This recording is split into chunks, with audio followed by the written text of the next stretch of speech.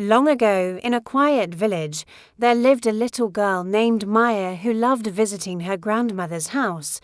Next door lived an elderly man named Mr. Elias, who spent his days tending to a beautiful garden filled with roses, jasmine and towering oak trees.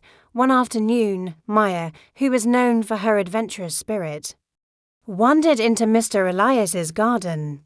At first, she felt a little scared because she had heard that he didn't like visitors. But to her surprise, when Mr. Elias saw her, he simply smiled and said, "Every flower has a story, little one. Want to hear them?" And just like that, Maya became a regular visitor at the garden.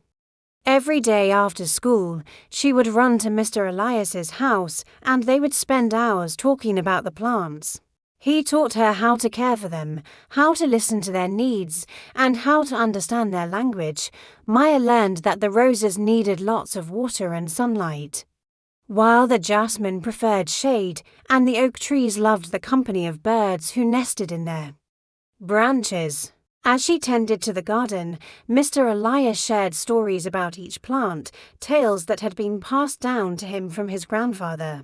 He spoke of the storms they had survived, the scorching summers and the frosty winters, and the seasons they had bloomed and grown together. Years went by and Maya grew up.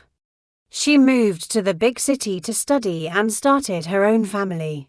But she never forgot the lessons she had learned in Mr. Elias's garden. Every summer holiday, she would come back home and spend time with him. They would sit under the shade of the old oak tree and share stories, just as they always had.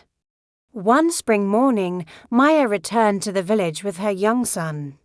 She wanted to introduce him to Mr. Elias, the man who had taught her the language of flowers.